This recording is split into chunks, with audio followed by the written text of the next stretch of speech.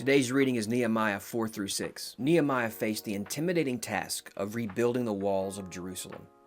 Estimates suggest that the city's circumference ranged from 1.5 to 2 miles. The walls were in ruins, and the gates were also desolate. Fortunately, Nehemiah didn't have to work alone. The people of Jerusalem, leaders and lay people, immediately joined in the effort. But it's important to note that they did not build or create new blocks for the walls. Instead, they repaired the broken and charred stones as they rebuilt. And isn't that how life goes? We experience ruin, repair, and rebuilding. The shattered pieces of our lives can be used to restore what was once torn down.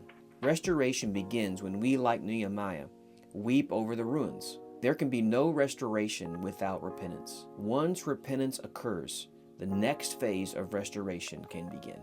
Not only was Nehemiah's mission nearly impossible, but he faced constant ridicule and mocking. Sanballat, Tobiah, and others constantly belittled and mocked the rebuilding project. Sanballat questioned, "What are these feeble Jews doing? Will they fortify themselves? Will they sacrifice? Will they finish in a day? Will they revive the stones from the heaps of burned rubbish?" Restoration is often met with ridicule.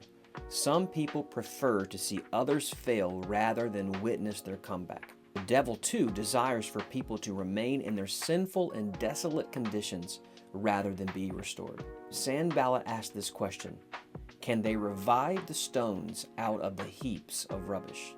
Brothers and sisters, can Jesus revive a life from the heaps of failures and sin? Absolutely. But similar to the broken down walls of Jerusalem, it takes a community to rebuild a life.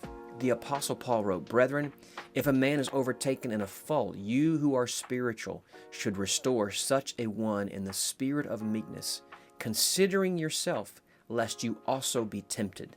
Jesus can forgive and heal a person, but the church needs to come together to restore that individual as well. Someone once said it takes a village to raise a child. In like manner, it takes the church to rebuild a life.